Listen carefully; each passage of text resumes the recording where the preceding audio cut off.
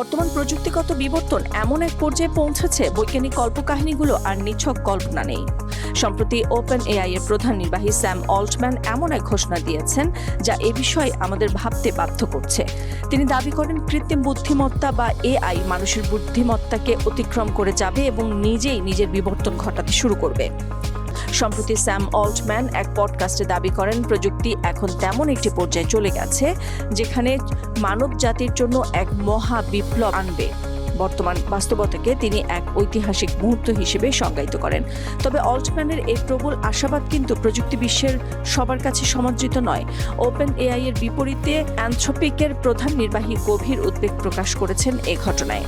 মানবজাতির যে প্রযুক্তির এই এগিয়ে যাওয়ার ঝুঁকি কেবল কল্পনায় নয়, এর বাস্তব প্রতিফলন দেখা গেছে ওপেন এআই এর এক সাম্প্রতিক ও নজিরবিহীন সাইবার ঘটনায়।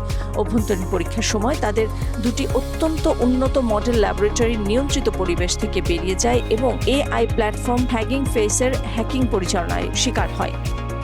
এর চেয়েও ভীতপ্রদ তথ্য হলো এআই ওয়ার্ম এর আবির্ভাব। এই স্বয়ংক্রিয় কৃত্রিম কিটগুলো এক ডিভাইস থেকে অন্য ডিভাইসে ছড়িয়ে পড়তে পারে এবং কোনো মানুষের সাহায্য ছাড়াই নিজে নিজে হ্যাকিং কৌশল বদলে দিতে সক্ষম। ল্যাব থেকে এআই এর এই পলায়ন এবং স্বয়ংক্রিয় হ্যাকিং এর ক্ষমতা প্রমাণ করে সিঙ্গুলারিটি নিয়ন্ত্রণ রক্ষা করা এখন কেবল কঠিন নয়, প্রায় অসম্ভব হয়ে পড়েছে। স্ট্যানফোর্ড বিশ্ববিদ্যালয়ের ডিজিটাল ইকোনমি ল্যাবের বিশেষজ্ঞরা এক খোলা চিঠিতে সতর্ক করেছেন, এআই এর সক্ষমতা বৃদ্ধির এই জোয়ার গত শিল্প বিপ্লবের চেয়েও প্রলয়ঙ্কারী প্রভাব ফেলবে। তবে বড় ভয়ের জায়গাটি হলো এর সংকুচিত সময়সীমা।